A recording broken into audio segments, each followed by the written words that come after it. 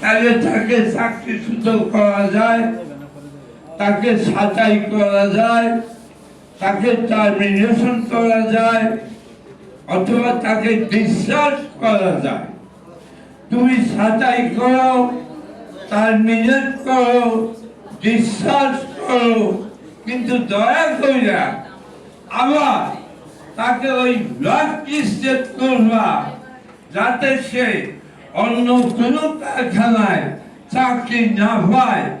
এই রাম রাজত্ব আমরা মানব না।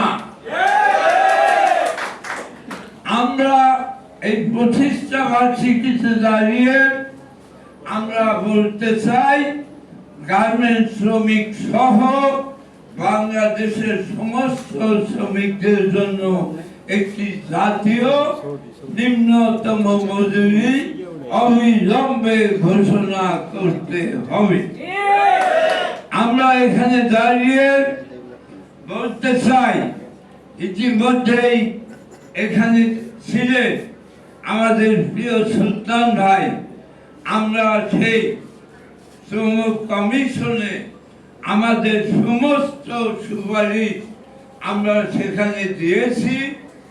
আর এটাতে শুধু শ্রমিকদের পক্ষ থেকে দেয়া তাই না, এটা নিয়ে মালিকদের সাথেও বসা হয়েছে, এটা নিয়ে সরকারের সাথেও বসা হয়েছে।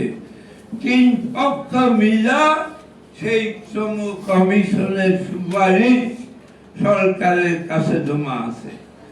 দয়া করে যেটা তিন পক্ষের সম্মতিতে যেটা জমা, সেই শ্রম কমিশনের সুপারিশ দ্রুত বাস্তব